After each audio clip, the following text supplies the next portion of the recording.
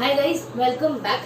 तो कल अपन लोगों ने टेंसेस खत्म कर लिया था, है ना। पार्ट 1 एंड पार्ट 2 में लेक्चर डिवाइड किया था अपन ने, थोड़ा सा ब्रेक लिया था बीच में। सो टेंसेस अपना कल खत्म हो गया है। आज शायद हमने कहीं भी बीच में बोला था कि I deal with sentence construction first, but then I realise कि टेंसेस कल का टॉपिक थोड़ा सा हैवी था एंड बहुत बच्चे ऐसे होंगे जो बैक टू बैक लेक्चर्स देखेंगे तो उनको ये वाला टॉपिक भी थोड़ा हैवी पड़ जाएगा। तो आज हमने बहुत छोटे छोटे एंड इजी टॉपिक्स उठाए हैं एंड आज अपने पहले ग्रामर से ही शुरू करेंगे, ठीक है। बहुत इजी टॉपिक्स हैं, prefix, suffix, combination words, punctuation, वो कॉमा, फुल स्टॉप, वो सब अपने पढ़ने वाले हैं। देन अपन चैप्टर पे आते हैं, ठीक है। एंड आई होप आप लोगों ने चार्ट्स बना लिए हैं ऑब्वियसली एंड प्रैक्टिस करके देख लिया, ठीक है। तो आज का लेक्चर अगर हम अज्यूम करें तो आज के में आपने खुद से एक चार्ट बना लिया होगा एंड आपने एक जो नोट्स दिए थे उसमें चार्ट कंप्लीट कर लिया होगा, ठीक है। नेक्स्ट लेक्चर में आई काउंट कि आपने सेकंड चार्ट बना लिया होगा, ठीक है। तो ऐसे 3 चार्ट्स बनाने हैं, तो नेक्स्ट लेक्चर में आई गेस आप सेकंड चार्ट बना चुके होंगे, ठीक है। आज के लेक्चर में आई एम अज्यूमिंग कि आपने नोट्स में जो चार्ट्स दिए हुए थे, बॉक्स दिए हुए थे, उसमें चार्ट कंप्लीट कर लिया है एंड एक चार्ट अपनी 50 पेजेस वाली नोटबुक में बना लिया है, ठीक है। टेंसेस बहुत इंपॉर्टेंट कंसेप्ट है, अगेन उसको अच्छे से पढ़ लेना। चलो, सो एज आई सेड अपन सबसे पहले शुरू करते हैं आज ग्रामर से। थोड़ा सा इजी कंसेप्ट है, भारी नहीं पड़ेगा अपने को, तो अपने ग्रामर से शुरू करेंगे, ठीक है। अब आज अपने को सबसे पहला टॉपिक पढ़ना है प्रीफिक्स एंड सफिक्स, ठीक है। सबसे पहला टॉपिक पढ़ना है अपने को prefix and suffix. And guys, ये एक ऐसा टॉपिक है ना जो अपन ने बहुत बचपन में पढ़ा था ना, बहुत बचपन में पढ़ा था। प्रीफिक्स एंड सफिक्स होता क्या है, सुन लेते हैं एक बार ध्यान से फटाफट।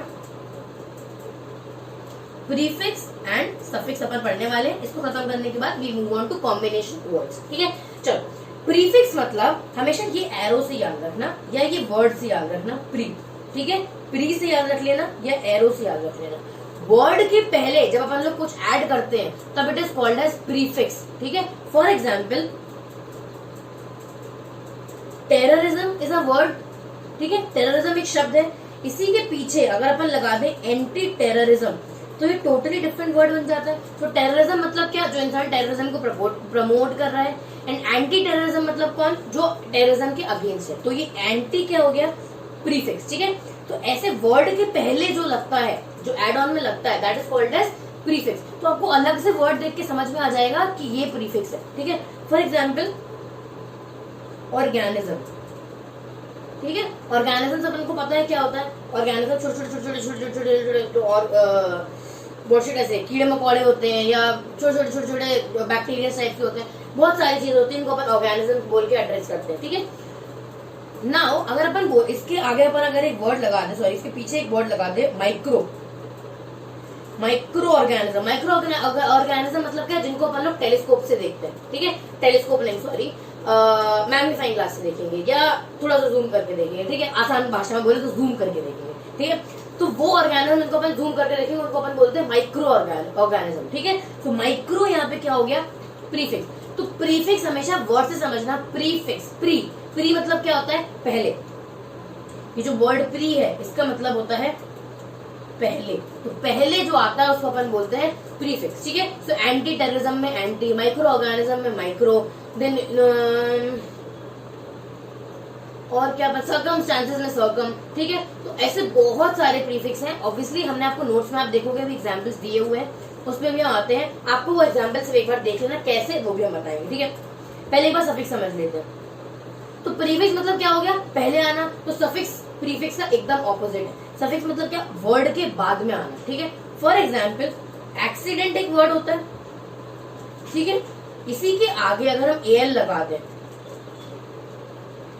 एक्सीडेंटल, ये भी एक वर्ड होता है। तो एल जो एक्सीडेंट के बाद आया, this will be called as suffix. Usually sentences में अपने को प्रीफिक्स आइडेंटिफाई करना ही इजी ना, अपन प्रीफिक्स बहुत आराम से आइडेंटिफाई कर लेते हैं, अलग से दिख जाते हैं वो। सफिक्स थोड़ा सा आइडेंटिफाई करने में अपने को प्रॉब्लम होता है, ठीक है। तो एक बार पहले सबसे पहले नोट्स पे आ जाओ, कुछ डाउट्स है जो हमको क्लैरिफाई करना है फटाफट। अब आपको दिख रहा होगा यहाँ पे इतने सारे दिए हुए हैं, supportive prefix, opposing prefix, negative prefix, reversative prefix, derivative prefix, pejorative prefix, place, size, time, number prefix, ठीक है।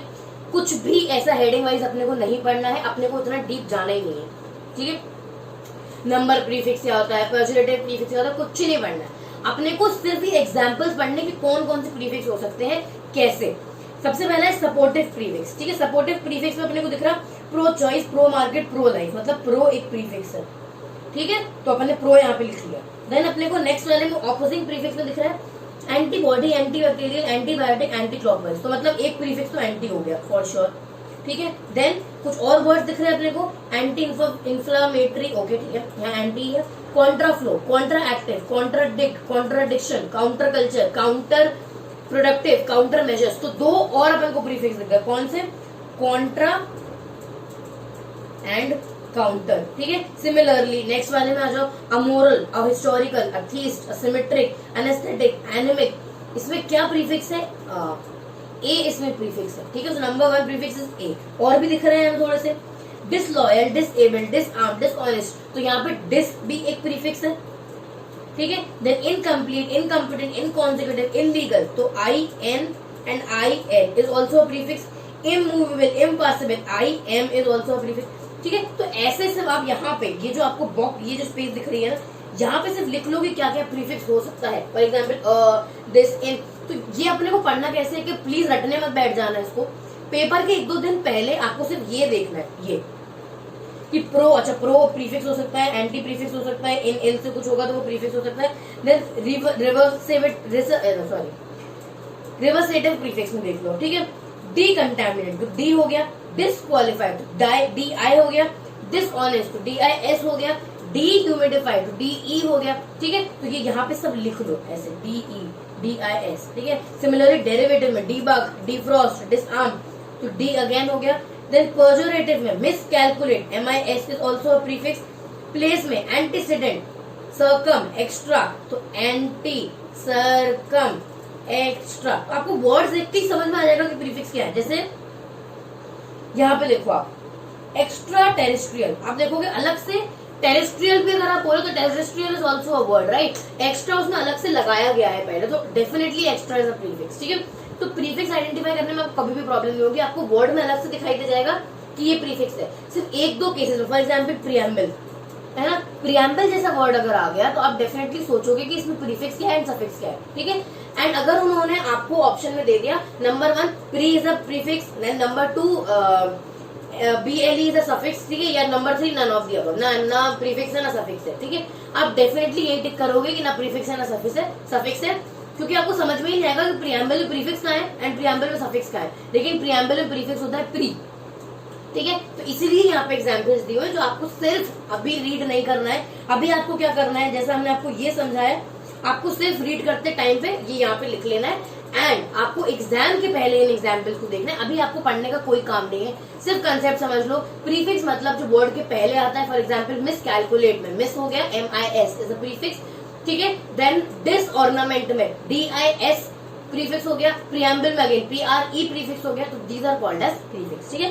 तो अभी का आपके पास काम क्या है, सब करा ही दिया है हमने, सिर्फ ये 3 बचे हैं, तो इनका आपको सेम जैसा अपन लोगों ने बनाया है ये स्पेसेस में फिल आउट करके आपको लिख लेना है कि ये प्रीफिक्स हो सकता है।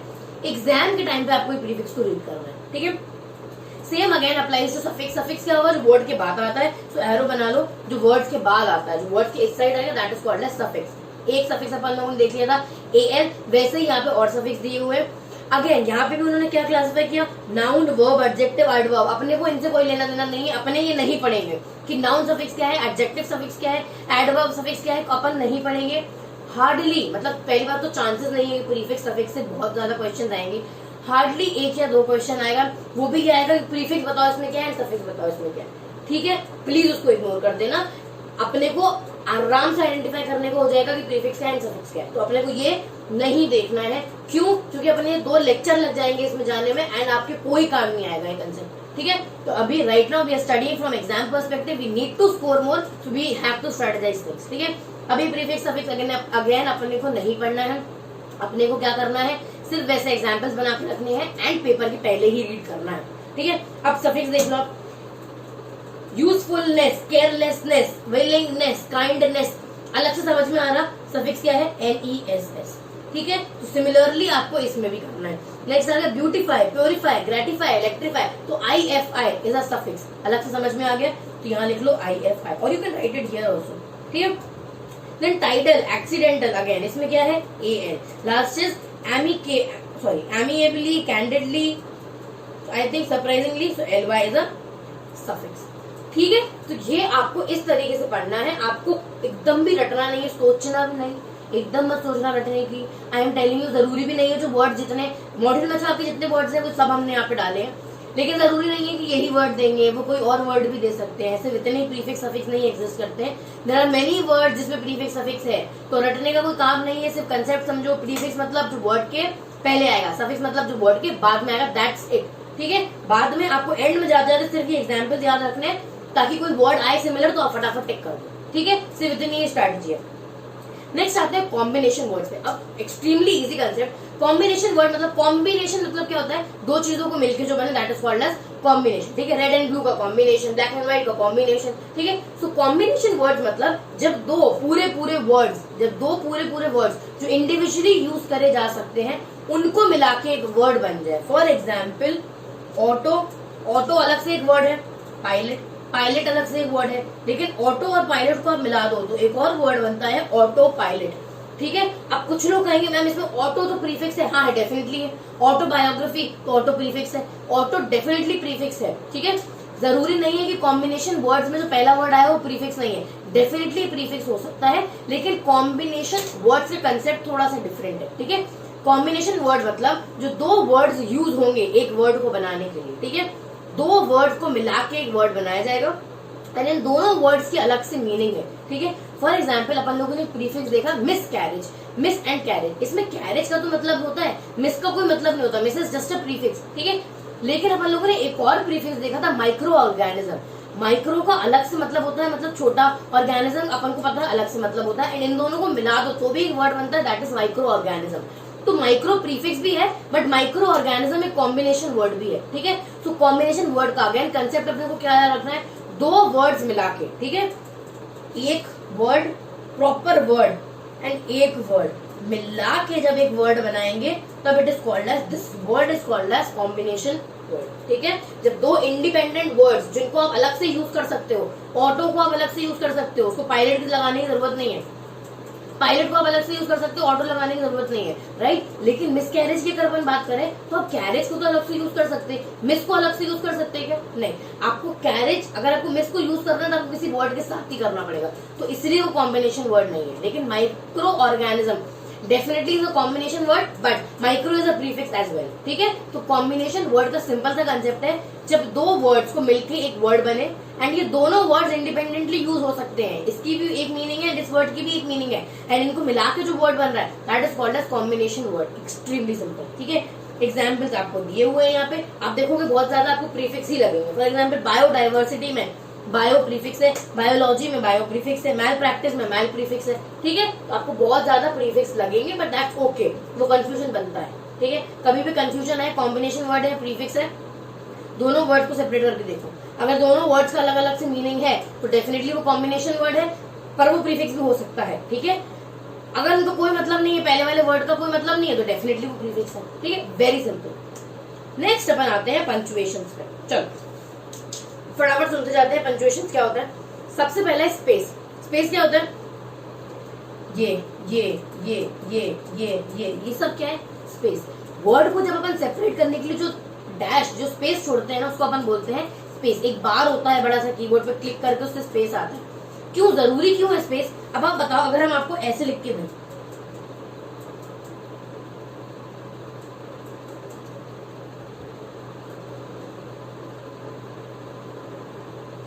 ऑब्वियसली राइटिंग समझ में नहीं आ रही होगी, बट लिखा है माय नेम इज मुस्कान गुप्ता, तो समझ में आएगा कि ऐसे कुछ भी लिखा है? तो बिल्कुल नहीं आएगा, इसलिए space is important. Her word के बाद अपन एक स्पेस देते हैं। क्यों देते हैं वो वर्ड? अच्छा, इसलिए space is also called as a punctuation. ठीक है, स्पेस क्यों देते हैं? ताकि चीजें नीट लगे एंड थोड़ी रीडेबल हो। एक ही लाइन में सब लिखते चले जाओगे तो आप पढ़ ही नहीं पाओगे कि बोल क्या रहे हैं। ठीक है, नेक्स्ट आता है full stop. Full stop obviously सबको पता है, फुल स्टॉप क्या होता है? This is full stop. Sentence add किया, फुल स्टॉप। ठीक है, फुल स्टॉप कई जगहों पे यूज होता है। कहाँ कहाँ यूज होता है? सेंटेंस आपने एंड किया, वहां फुल स्टॉप लगा दो। अब डेट्स डालने में अपन DDMMYY वाला डेट डालते हैं, अपन डालते हैं 2 फरवरी 2020, यहाँ पे भी मैंने फुल स्टॉप यूज किया। ठीक है, अपन लोग कई बार एब्रिविएशन बनाते हैं फुल फॉर्म्स के लिए, फॉर एग्जाम्पल वीपो W.I.P.O। ठीक है, तो वहां पे अपन फुल स्टॉप यूज करते हैं। कई बार अपन इनिशियल्स लिखने के लिए, ठीक है, फॉर एग्जाम्पल राम कुमार गुप्ता है ना, तो कई बार वो ऐसे भी लिखते हैं R.K. गुप्ता, तो ये डॉट यहाँ पे भी यूज होता है। देन एड्रेस करने के लिए, फॉर एग्जाम्पल डॉक्टर कि आगे डॉक्टर DR लिखने के बाद अपन फुल स्टॉप लगाते हैं, मिस्टर MR लिखने के बाद अपन फुल स्टॉप लगाते हैं, मिसेस MRS लिखने के बाद फुल स्टॉप लगाते हैं। तो फुल स्टॉप बहुत जगहों पे यूज होता है। मेन जो अपने को याद रखना है कौन कौन सी जगहों पे फुल स्टॉप नहीं यूज होता है, ठीक है। कई जगह ऐसी जहाँ फुल स्टॉप नहीं यूज होता है एंड वो लिस्ट दी हुई है अपने को जहां से, ठीक है। सबसे पहला is after addresses that head letters, okay, after addresses that head letters and on the employees, ठीक है। Envelope, sorry, something is wrong with my brain today, I'm reading absolutely rubbish today, so it's after addresses that head letters and on the envelopes, ठीक है। अब ये क्या बात कर रहा, अपन लोगों ने हेड लेटर्स देखे हैं। हेड लेटर्स क्या होता है, आपने कई बार देखा होगा, फॉर एग्जाम्पल येस अकेडमी, ठीक है। आपको येस अकेडमी से अगर कुछ रिटर्न में चाहिए होगा तो येस अकेडमी का ऐसा एक पेपर होगा, ऐसा एक पेपर होगा एंड यहाँ पे येस अकेडमी का ऐसे पूरा लोगो होगा, नाम लिखा होगा येस अकेडमी, ऑफिस एड्रेस ये एंड यहाँ पे कुछ इन्फॉर्मेशन होगी, ठीक है। ये एक पेज पे होगा ही होगा, उसी पेज पे आपको लिख के दिया जाएगा, this is called as letter head, ठीक है। This is called as letter head. इसके आगे फुल स्टॉप कभी भी नहीं आता है। येस अकेडमी लिखने के बाद फुल स्टॉप नहीं आता है, या आप हेडर लिखने के बाद येस अकेडमी लिखने के बाद ऑफिस का एड्रेस लिखोगे उसके साथ भी फुल स्टॉप नहीं आता है, ठीक है। तो this is number 1। Next, after dates. After dates मतलब क्या, 2 फरवरी 2020 फुल स्टॉप, ऐसा कभी भी नहीं होता है, ठीक है। डेट लिखने के बाद कभी भी फुल स्टॉप नहीं आता है। Then after name that ends letters, for example Kumar M, किसी का नाम है कुमार M, तो इसके बाद फुल स्टॉप नहीं आता है, इट्स जस्ट कुमार M, ठीक है। M के बाद फुल स्टॉप नहीं आएगा। Next is after title of books, newspaper headlines, chapter heading, sub heading, page number. Chapter heading, इसी चैप्टर को देख लो, आपने देखा है कि हमने ऊपर डाला है English grammar and its usage, उसके बाद हमने फुल स्टॉप लगाया है क्या, जी नहीं। चैप्टर की हेडिंग में है, बुक्स के टाइटल्स में, for example how to kill a mockingbird, ठीक है, या one of my favourite books Gita, है ना, देवदत्त पटनायक की, there is one book Gita, तो गीता के बाद में फुल स्टॉप नहीं लगा, इट्स जस्ट गीता। तो बुक के टाइटल्स में या चैप्टर की हेडिंग में, सब हेडिंग्स में, इनमें कभी भी फुल स्टॉप नहीं आता। You can use hyphen, colon, लेकिन आप कभी भी फुल स्टॉप यूज नहीं करते हो, ठीक है। Then after acronyms which are pronounced as one word, okay, बहुत इंपॉर्टेंट है एक्चुअली ये कंसेप्ट। एड्स सबसे अच्छा एग्जाम्पल।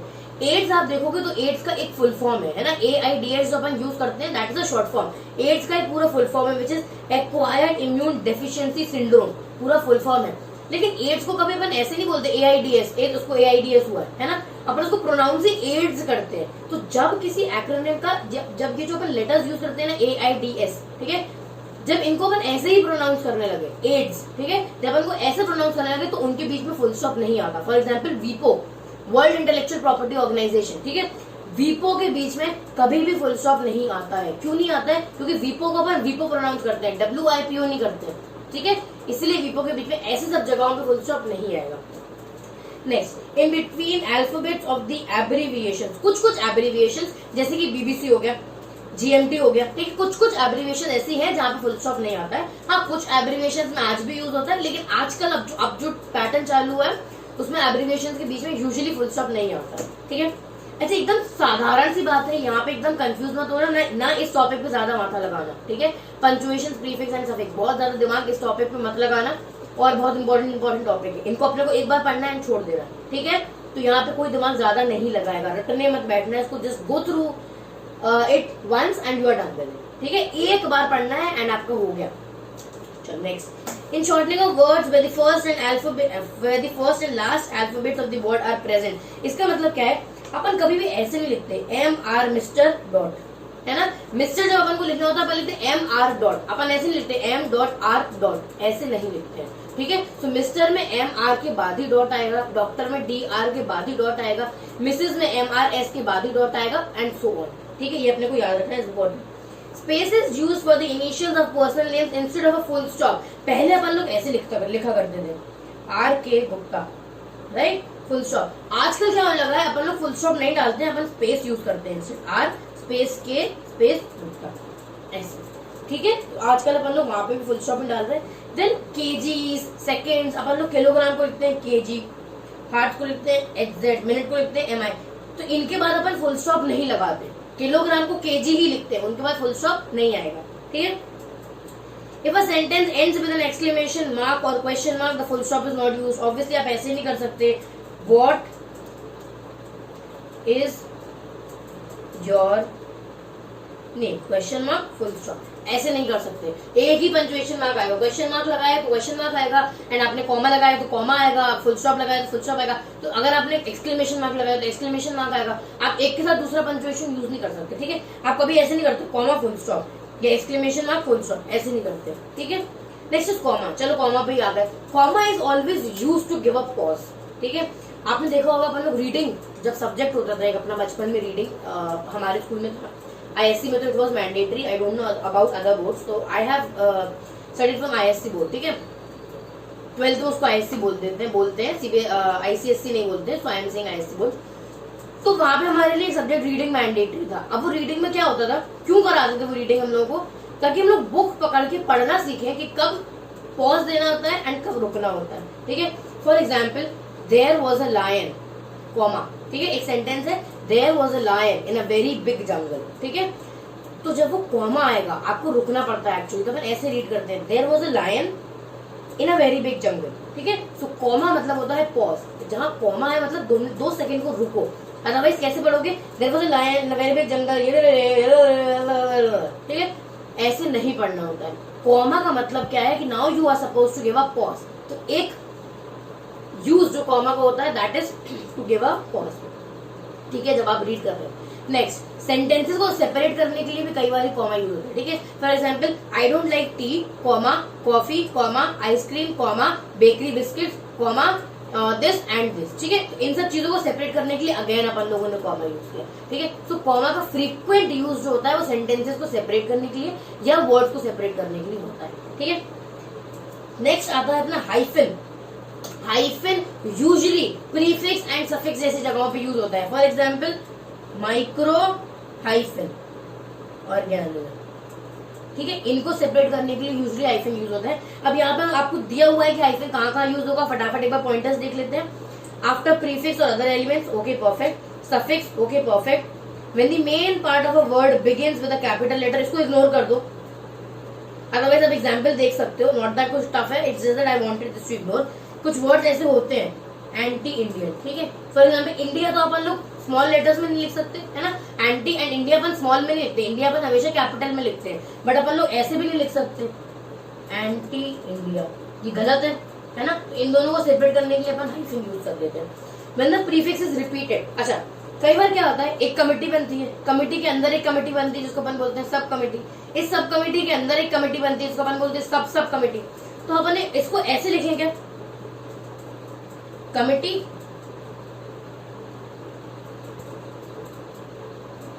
कमेटी के अंदर एक कमेटी बनी, सब कमेटी, सब कमेटी के अंदर एक कमेटी बनी, सब कमेटी, ठीक है। ये गलत तरीका है लिखने का। जब ऐसा कुछ आ जाए तो अपन लोग उसको कैसे डिफरेंशिएट करते हैं,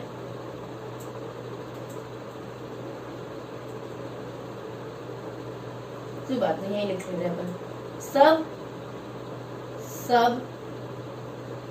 कमेटी, ठीक है, इस तरीके से लिखते हैं। देन आता है when a noun and a verb are combined to form a word, hand operated. Hand operated, इसमें नाउन क्या है, हैंड हो गया, नाउन ऑपरेटेड क्या हो गया, वर्ड ऑपरेट करना। तो जब अपन लोग ऐसा शब्द यूज करते हैं, फॉर एग्जांपल अपन ने नाउन एंड वर्ब साथ में यूज किया तो अपन लोग उसमें हाइफन लगा देते हैं यूजुअली।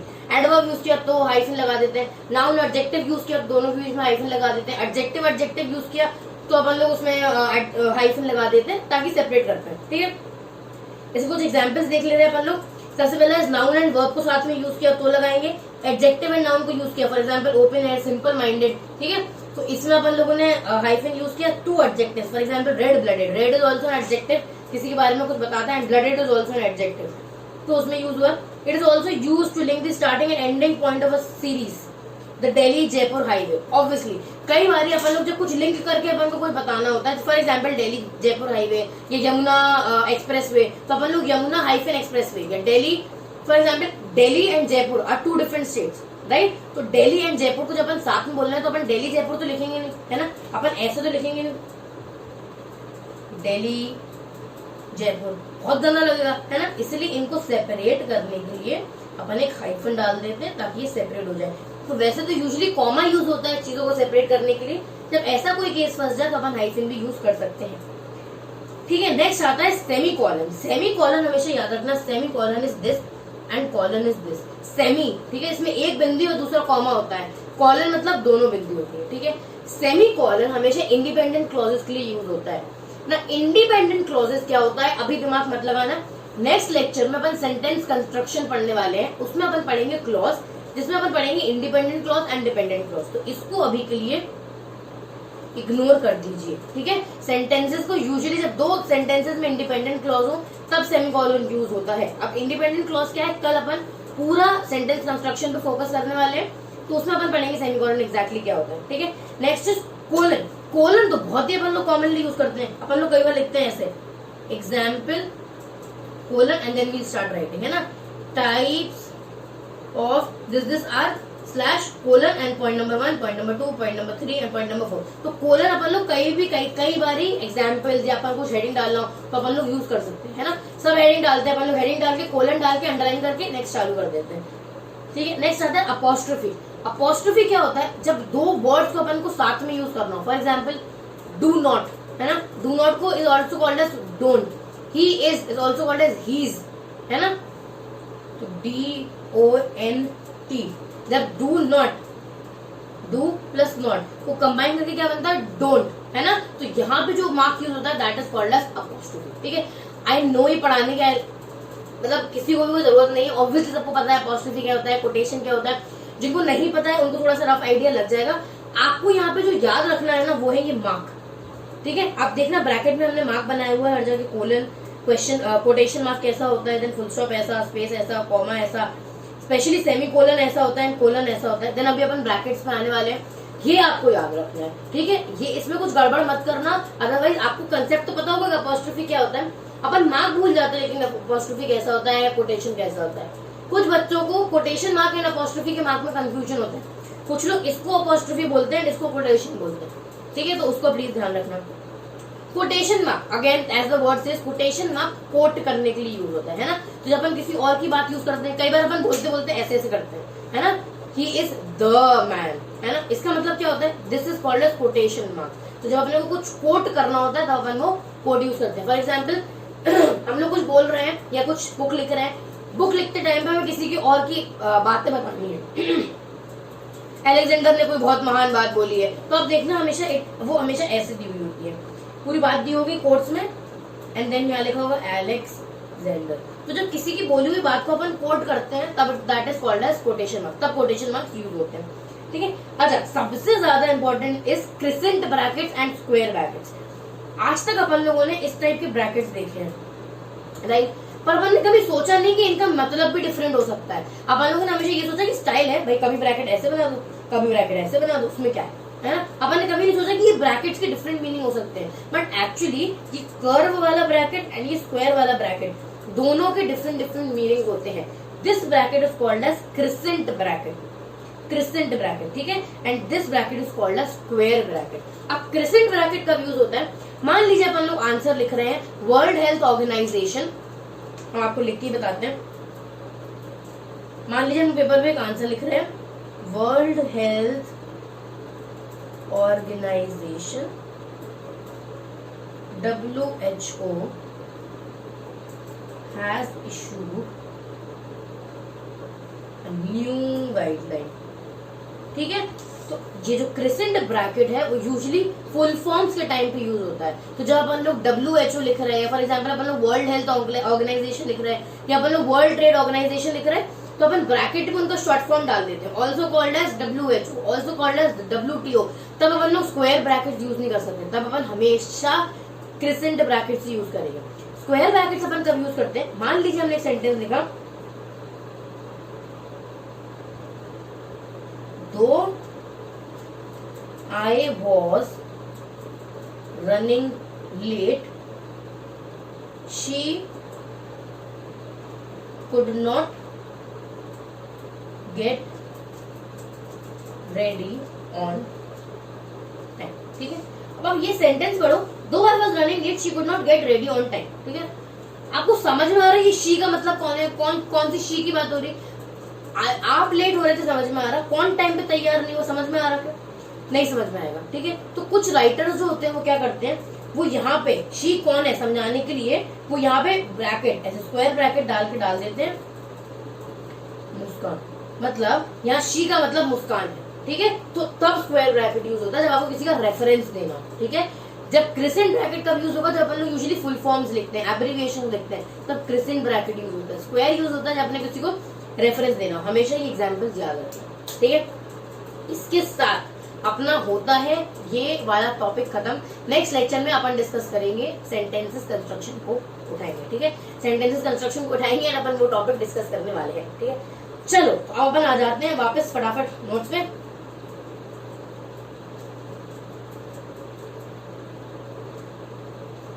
Chapter number 5। आज अपने को चैप्टर नंबर 5 में शुरू करना था टाइप्स ऑफ लिसनिंग स्किल्स, है ना। कल अपन लोगों ने पढ़ लिया था कि लिसनिंग क्या है। Listening is a very important part of communication. It comes towards the receiving part of communication. Receiving वाले साइड पे आता है listening. Listening is very different from hearing. Hearing का मतलब क्या था, कान में आपकी बात पढ़ने पड़ते रहना जबरदस्ती, you are not at all interested, it's an automatic process, है ना। लिसनिंग में क्या होता है, आप ध्यान देके अच्छे से सुनते हो, उसके जेस्चर्स समझते हो, वर्बल नहीं नॉन वर्बल जेस्चर्स भी समझते हो, नॉन वर्बल कम्युनिकेशन मेथड समझने की कोशिश करते हो, जैसे कि जेस्चर, उसके एक्सप्रेशन, उसके मूवमेंट्स, बॉडी मूवमेंट्स, है ना। तो ये सब चीजें समझ के अपन बात समझने की कोशिश करते हैं। That was called as listening and there was a difference between listening and hearing. यहाँ तक अपन लोगों ने कर लिया था। लिसनिंग क्यों जरूरी है अपन लोगों ने वो देख लिया था। आज अपन देखने वाले हैं टाइप्स ऑफ लिसनिंग, ठीक है। यहाँ पे लिस्ट दी हुई है, I guess there are 13 types of listening, ठीक है। तो अपन 13 टाइप्स ऑफ लिसनिंग आज डिस्कस करेंगे। नेक्स्ट लेक्चर में अपन डिस्कस करेंगे टाइप्स ऑफ लिसनर्स, ठीक है। नेक्स्ट लेक्चर में अपन डिस्कस करने वाले टाइप्स ऑफ लिसनर्स। आज से अपन लिसनिंग डिस्कस करेंगे, टाइप्स ऑफ लिसनिंग किस तरीके से हो सकती है, कितने टाइप्स हो सकती है, आपको आज फाइनली समझ में आएगा एंड आपके ट्रस्ट में होश उड़ जाएंगे कि भैया ये भी होता है, इसको भी अलग टाइप की लिसनिंग बोलते हैं, हमारे लिए तो कॉमन ही होता था, ठीक है। तो हर चीज का डिफरेंट डिफरेंट मीनिंग है, ठीक है। अब आपको वो आज समझ में आने वाला है। सबसे पहला आता है डिस्क्रिमिनेटिव। यहाँ से नहीं पढ़ते हैं अपन लोग, हेडिंग से ही पढ़ते हैं ताकि आप लोग नोट्स बनाते जाओ। तो सबसे पहला आता है डिस्क्रिमिनेटिव, ठीक है। सबसे पहली बात तो जब भी कोई चीज पढ़ते हो ना, ट्राई करा करो कि वर्ड से उसका मीनिंग्स निकाल लो, ठीक है। ये आपको तब भी काम आएगा जब आपको सिनोनिम्स पूछे जाएंगे। सिनोनिम भी जब आपको पूछा जाएगा ना तो आपको वर्ड दिया जाएगा, अगर आप वर्ड से ही मीनिंग निकालो तो आपको समझ में आ जाएगा ये इसका सिनोनिम हो सकता है, ठीक है। तो जब भी पढ़ते हो वर्ड से मीनिंग समझने की कोशिश किया करो। फॉर एग्जाम्पल ये डिस्क्रिमिनेटिव लिसनिंग, सबसे पहला टाइप अपन पढ़ रहे हैं डिस्क्रिमिनेटिव लिसनिंग, ठीक है।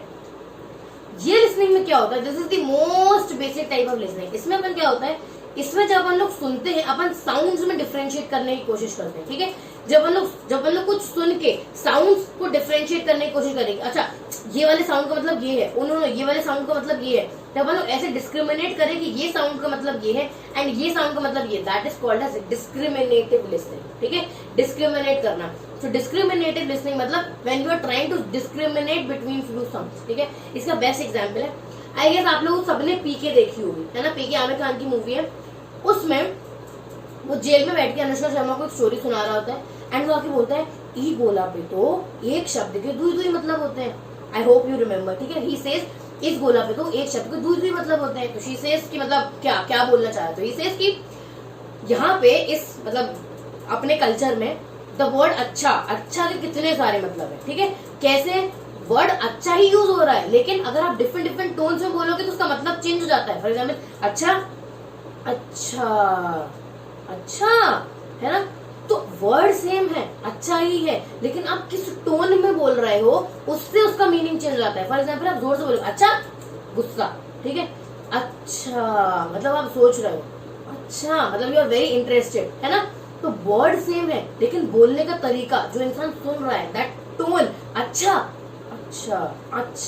है ना। So this music, this sound, आप कैसे समझोगे कि किस टाइप के अच्छे की बात हो रही है, आप डिस्क्रिमिनेट करोगे। किसी ने जोर से अच्छा बोला तो आपको समझ में आएगा ओ गुस्से में बोला, है ना।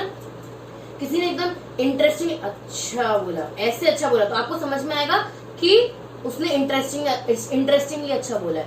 तो this is the best example of discriminative listening, ठीक है। डिस्क्रिमिनेटिव लिसनिंग में आपके कान में जो साउंड्स पड़ रहे हैं आप उनको डिस्क्रिमिनेट कर दो। अच्छा इसका मतलब ये होगा, उसने बोला अच्छा इसका मतलब ये होगा, क्यों? क्योंकि उसने जोर से बोला। जोर से का मतलब क्या होता है, गुस्से में। उसने आराम से बोला, हाँ मतलब वो समझने की कोशिश कर रहा है।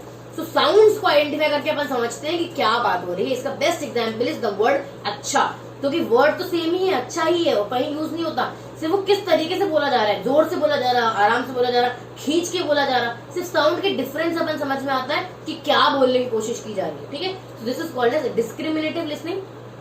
डिस्क्रिमिनेट करना मतलब डिफरेंशिएट करना, कोशिश करना इन दोनों में डिफरेंसेस पता लगाने की। ठीक है, सो डिस्क्रिमिनेटिव लिसनिंग में we try to identify the difference between two sounds. ठीक है, कॉम्प्रिहेंशन लिसनिंग, कॉम्प्रिहेंशन लिसनिंग में जो आदमी बोल रहा है, ठीक है, उसके वर्ड्स पकड़ के उन वर्ड्स का मतलब समझने की अपन कोशिश करते हैं। ठीक है, वो क्या बोलना चाह रहा, वो ऐसा क्यों बोल रहा, उसका आइडिया क्या है बोलने का, उसके एक्सप्रेशन समझते हैं। This is called as comprehension listening. ठीक है, तो ध्यान रखना, आपको अगर पेपर में पूछा जाए डिस्क्रिमिनेटिव लिसनिंग या कॉम्प्रिहेंशन लिसनिंग, तो आप याद रखना डिस्क्रिमिनेटिव लिसनिंग मतलब when you are discriminating between two sounds. ठीक है, कॉम्प्रिहेंशन लिसनिंग मतलब व्हेन यू आर लिसनिंग, उसके वर्ड्स पकड़ पकड़ के आप उन वर्ड से उसकी बात समझने का मतलब, आप उसकी जो वो बोल रहा है उसका मतलब समझने की कोशिश कर रहे हो। ठीक है, वो जो भी बोल रहा है उसके वर्ड पकड़ पकड़ के उससे आइडिया लगाने की कोशिश कर रहे हैं कि क्या बोलना चाह रहा है, उसका थॉट प्रोसेस क्या होगा ये बोलने के चक्कर में। ठीक है, सो डिस्क्रिमिनेटिव में आप साउंड में डिफरेंशिएट कर रहे थे,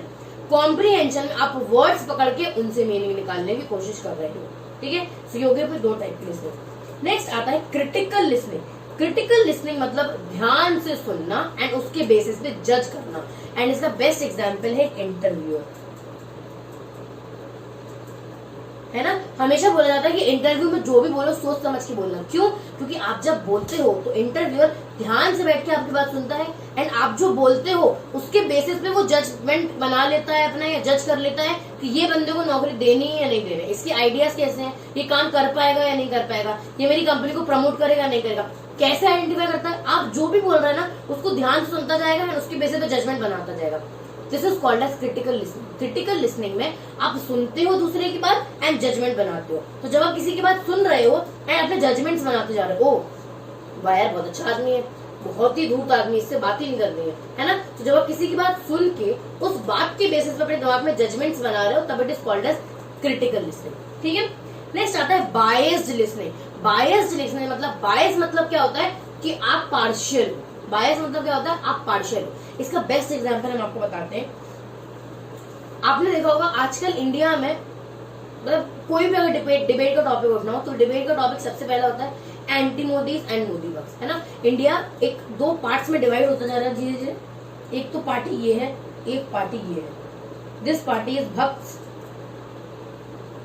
है ना, and these are anti Modis.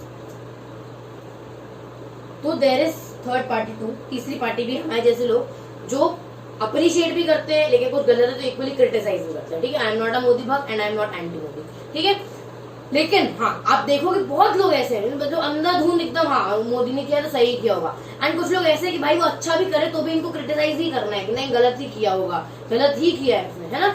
तो ये लोग होते हैं बायस्ड, है ना, ये सिर्फ यही सुनना चाहते हैं। फॉर एग्जाम्पल जो मोदी भक्त है वो सिर्फ ये सुनना चाहते हैं कि मोदी कितना अच्छा कर रहा है, मोदी कितना बढ़िया कर रहा है, कंट्री के लिए क्या बढ़िया बढ़िया कर रहा है। अगर आप उनसे मोदी के अगेंस्ट कुछ बोलने लगोगे ना तो आपकी बात नहीं सुनते, उनको कोई इंटरेस्ट नहीं आएगा आपकी बात सुनने में।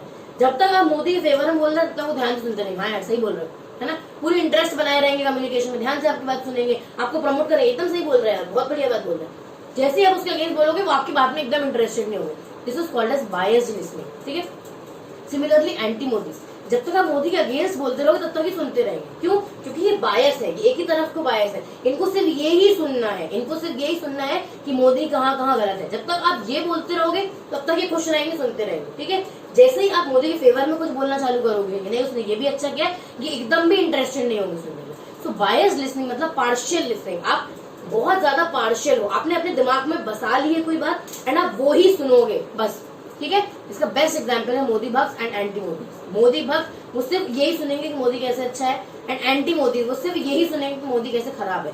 अपने ओपिनियन के सिवाय वो और किसी के ओपिनियन को कभी भी सपोर्ट नहीं करेंगे, या किसी के ओपिनियन को भी रिस्पेक्ट नहीं करेंगे, सुनने की भी कोशिश नहीं करेंगे, एक कान से सुनेंगे दूसरे कान से निकाल देंगे। ठीक है, तो जब आप अपने दिमाग में स्टीरियोटाइप्स बना लेते हो, जैसे आज भी कुछ आप गांव वगैरह में जाओगे, राजस्थान के गांव वगैरह में जाओगे तो still there it is believed there कि लड़कियों को पढ़ने की जरूरत नहीं है, उन्होंने ये स्टीरियोटाइप बना लिया। ठीक है, अब गवर्नमेंट कितना भी बोल ले, अब क्यों अभी भी ये स्कीम्स बन रही है लड़कियों के लिए कि लड़की पढ़ाओ, है ना, लड़की पढ़ाओ लड़की बचाओ या जन धन, वॉट एवर योजना, है ना, देयर आर मेनी योजना जो भी बनी है लड़कियों को प्रमोट करने के लिए।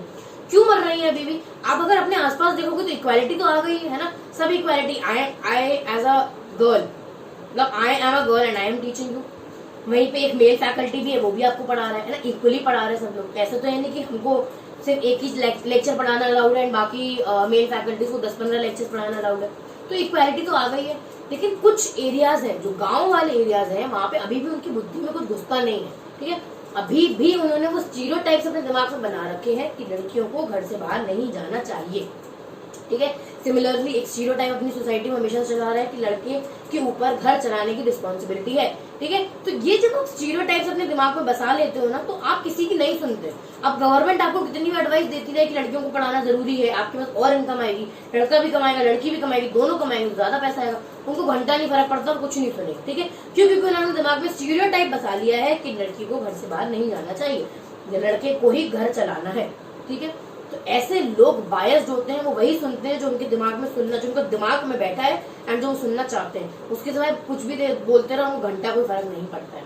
ठीक है, तो उनको अपन बोलते हैं बायस्ड लिसनर। जो जिस तरीके से वो सुन रहे हैं, जिस तरीके से वो ट्रीट कर रहे हैं, जो उनको इन्फॉर्मेशन मिल रही है, उसको अपन बोलते हैं बायस्ड लिसनर। नेक्स्ट आता है evaluative listening. Evaluative listening and critical listening exactly same है। इवैल्यूएटिव लिसनिंग में भी आप क्या करते हो, अगले बंदे की बात को एकदम प्यार से इवैल्यूएट करते हो। ठीक है, इवैल्यूएट मतलब करना, मतलब क्या होता है, चेक करते हो, एक एक बात अच्छे से समझते हो। ठीक है, तो आप बैठे रहोगे, ध्यान से उसकी बात सुनते रहोगे एंड वो जो बोल रहा है उस बेसिस पर अपन जज करते रहते हैं। ठीक है, कई बार अपन ने देखा होगा ग्रुप में भी अपन 5-6 लोग बैठे हैं, है ना, कोई इंसान बोल रहा है पर उसकी बात ध्यान से सुनते रहेंगे, लेकिन मन ही मन में अपने दिमाग में थॉट्स फंसाते रहेंगे कि क्या प्रकार का आदमी है भाई, इससे तो कुछ बोलना ही नहीं चाहिए, है ना, इसको ये बात भी बुरी लग जाती है। तो अपन क्या कर रहे हैं, अपन एक एक बात उसकी सुन रहे हैं, इवैल्यूएट कर रहे हैं एंड जजमेंट बना रहे हैं। हो इससे बात करने में मतलब नहीं, इसके बाद इसको ये वाली बात कभी नहीं बतानी, चुगली कर देता है ना। तो अपन उसकी एक एक बात सुनते जा रहे हैं, अपन बोल कुछ नहीं रहे, अपन सुन रहे हैं, एनालाइज कर रहे हैं, we are evaluating and then we are forming opinions. ठीक है, this is called as evaluative listening and evaluative listening and critical listening is almost, दोनों में अपन बात सुन के जजमेंट्स बनाते हैं उनकी बात के बेसिस पे कि इसके आइडियाज क्या होंगे, इसकी फिलोसफीज क्या होंगे, किस तरीके का आदमी होगा, तो अपन उनकी बात सुन के उसको इवैल्यूएट करते हैं। ठीक है, अब जब अपन लोग लिसनर्स पढ़ेंगे, टाइप्स ऑफ लिसनर्स, वहां पे अपन लोग इवैल्यूएटिव लिसनर्स, एक लिसनर्स होते हैं, उनके बारे में अपन समझेंगे। तो इसलिए अभी आपको इवैल्यूएटिव लिसनिंग समझना इज इम्पोर्टेंट। इवैल्यूएटिव लिसनिंग मतलब आप उस इंसान की बात को समझते हो, you are evaluating each and every word जो वो बोल रहा है, उसके हिसाब से you are making your judgments. ठीक है, नेक्स्ट आता है अप्रिशिएटिव लिसनिंग। कई बार अपन लोग सिर्फ तब सुनते हैं जब वो अपने फायदे की बात हो। ठीक है, जब वो अपने लिए अप्रिशिएटिव हो, जब वो अपने को कुछ अप्रिशिएट करे। ठीक है, तो जब अपन लोग सिर्फ इसलिए सुनते हैं कि अपना कुछ बेनिफिट हो, अप्रिशिएट करना मतलब अपना कुछ बेनिफिट हो ना। For example seminars. ठीक है, सेमिनार्स में अपन जाते हैं, आप लोग 12th के बच्चों, आप लोगों ने भी बहुत सेमिनार्स अटेंड किए होंगे, अपन को हमेशा एक्सट्रीमली बोरिंग लगते हैं, है ना, अपन बैठे रहते हैं, हम ऐसे सोते रहते हैं, कोई ऐसे सोता रहता है, लेकिन जब कुछ काम की बात है तो अपन डेफिनेटली सुनते हैं, है ना। फॉर एग्जाम्पल जो 12th का बच्चा होता है, डेफिनेटली जब कोई सेमिनार में जाए वो कुछ नहीं सुनेगा, बट करियर की कोई बात आएगी या करियर कुछ काउंसलिंग हो रही होगी तो उसके कान खड़े हो जाएंगे, वो बराबर सुनता है। क्यों? अब वो ये करियर वाली बात क्यों सुन रहा? क्योंकि उसे पता है ये बात सुन के उसका बेनिफिट होने वाला है ना, उसको इस बात से सुन के बेनिफिट होगा, वो हो सकता है और रिसर्च कर पाए। This is called as appreciative listening. When you are listening so that you can benefit from whatever you are listening. ठीक है, जब आप सुन रहे हो क्योंकि आपको पता है कि ये जो ज्ञान मुझे मिल रहा है ना, इससे मेरा कुछ इंप्रूवमेंट होने वाला है, मेरा अप्रिसिएशन होने वाला है, मैं इंप्रूव होने वाला हूँ, मेरे काम की बात है, जो आप इसलिए सुन रहा है, तब it is called as appreciative listening. ठीक है, नेक्स्ट आता है sympathetic, empathetic and therapeutic listening. ये अपन तीनों साथ में पढ़ने वाले। Sympathetic, empathetic and therapeutic listening, ध्यान से सुनना, वर्ड से अगेन आइडेंटिफाई करना। सिंपैथेटिक मतलब सिंपैथी, एम्पैथेटिक मतलब एम्पैथी, थेरापेटिक मतलब थेरेपी। परफेक्ट। ठीक है, सिंपैथेटिक लिसनिंग मतलब आप जब किसी की बात सुनते हो और आपको उसके लिए थोड़ी सिंपैथी होती है। ठीक है, आप उसकी बात सुनते हो और आपको सुन के उसके बाद आपको उसके लिए सिंपैथी होती है। फॉर एग्जाम्पल, शिट यार तुम्हारे साथ बहुत बुरा हुआ, नहीं होना चाहिए था, है ना, this is called as sympathy, मुझे सिंपैथी है ना, बहुत बुरा हुआ, this is called as sympathy.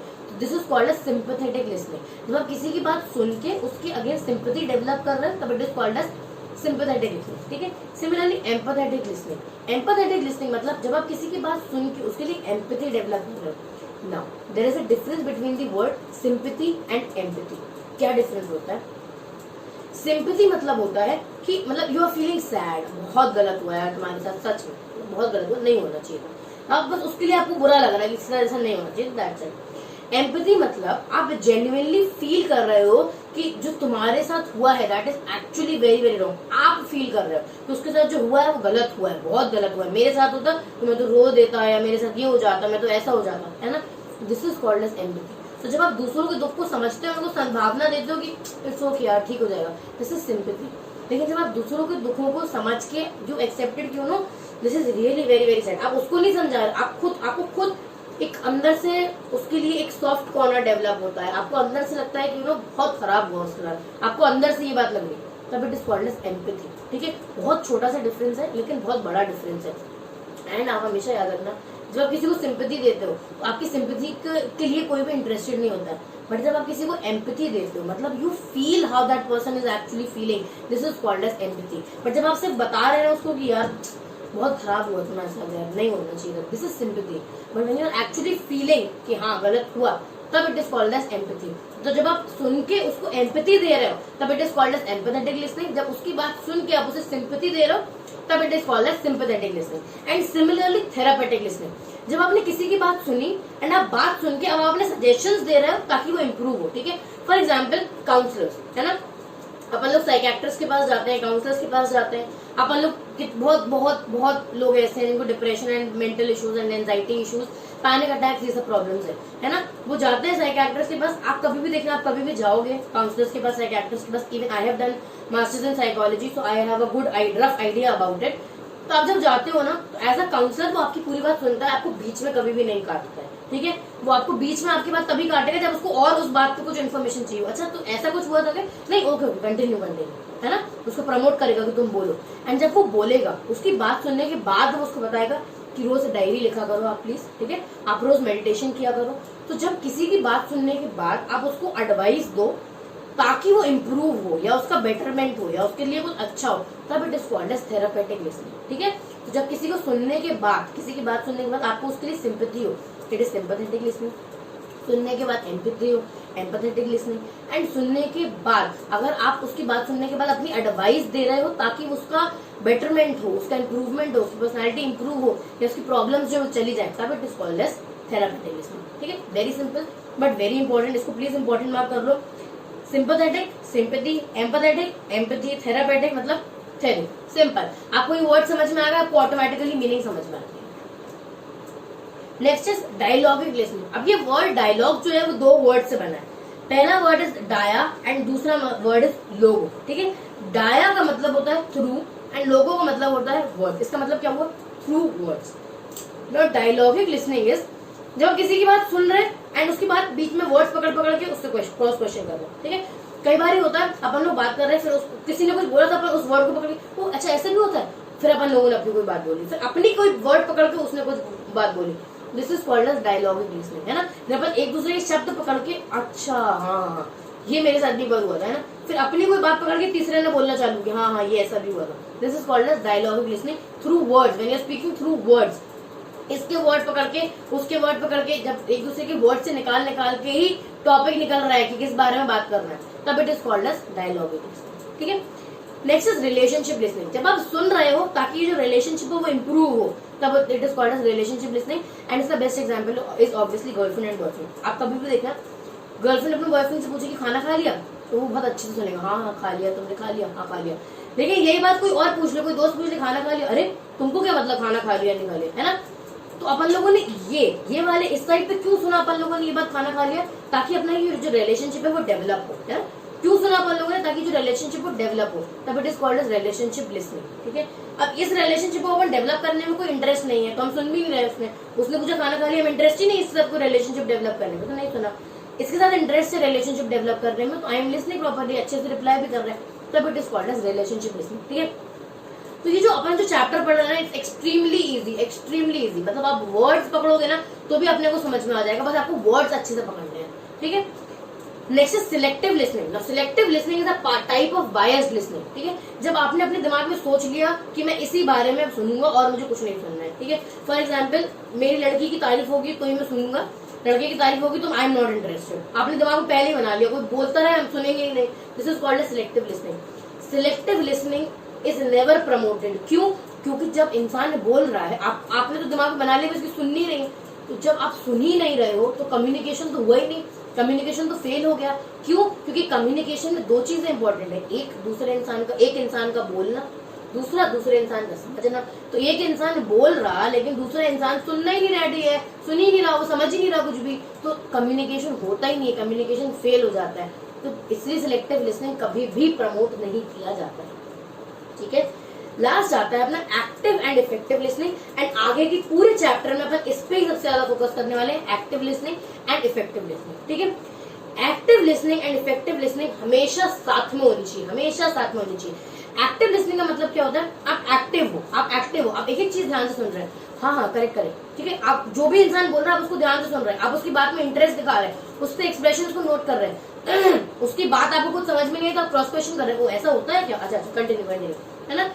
तो आप ध्यान लगा के जेन्युइनली उसकी बात सुन रहे हो, उसके एक्सप्रेशन नोट कर रहे हो, तब it is called as active listening. ठीक है,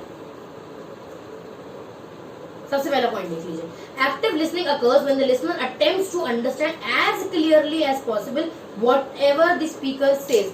वो पूरा ध्यान लगाता है अपना ये समझने में कि स्पीकर क्या बोल रहा, कैसे बोल रहा, इंटरेस्ट दिखाता है उससे बात करने में, उसको बोलते हैं एक्टिव लिसनिंग। ठीक है, इफेक्टिव लिसनिंग मतलब जब आप बात सुन रहे हो नॉट फॉर शोइंग सिंपैथी, आप सिंपैथी के लिए नहीं, आप एम्पैथी दिखाते हो, तब it is called as effective listening. तो E for effective and E for empathy. Active listening मतलब जब आप हर चीज ध्यान से सुन रहे हो, आप बहुत एक्टिव हो, आप ध्यान से उसकी बात सुन रहे हैं, समझ रहे हैं, रिप्लाई कर रहे हैं, इंटरेस्ट दिखा रहे हो। इफेक्टिव लिसनिंग मतलब आप ध्यान से सुन रहे हो, इंटरेस्ट दिखा रहे हो, प्लस आपके अंदर उस चीज के लिए एम्पैथी है, सिंपैथी है। ठीक है, so active listening and effective listening हमेशा साथ में होती है। आप ध्यान से सुनते हो, अगले इंसान की बात में इंटरेस्ट दिखाते हो, चीजें पूछते भी अगर कुछ डाउट होती है, एंड उस बात पे एम्पैथी दिखाते हो, सिंपैथी नहीं। तो जब ये दोनों चीजें होती है, आप ध्यान से सुन भी रहे हो एंड आपको उस चीज के लिए एम्पैथी भी है, तब it is called as active and effective listening, and this is the best type of communication. ठीक है, जब आप एक्टिव एंड इफेक्टिव लिसनिंग में इन्वॉल्व हो, यही बेस्ट टाइप ऑफ कम्युनिकेशन होता है।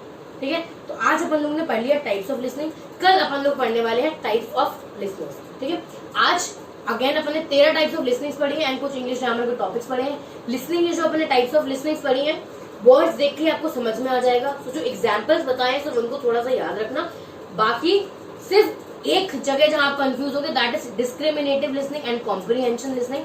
अगेन डिस्क्रिमिनेटिव लिसनिंग में you discriminate between two sounds, comprehension listening में आप वर्ड्स का मतलब समझने की कोशिश करते हो। ठीक है, इन दोनों में इतना ही डिफरेंस होता है। Critical and evaluative listening same होता है। Sympathetic, empathetic and therapeutic listening क्या होता है वो क्लियर रखना, सिंपैथी एंड एम्पैथी के बीच का डिफरेंस क्लियर रखना। ठीक है, बाकी it's completely easy, totally easy. इनसे रिलेटेड जितने भी बेसिक मेजर एमसीक्यूज हो सकते हैं तो वो चैप्टर के एंड में इस तरीके से ऐड करे गए हैं।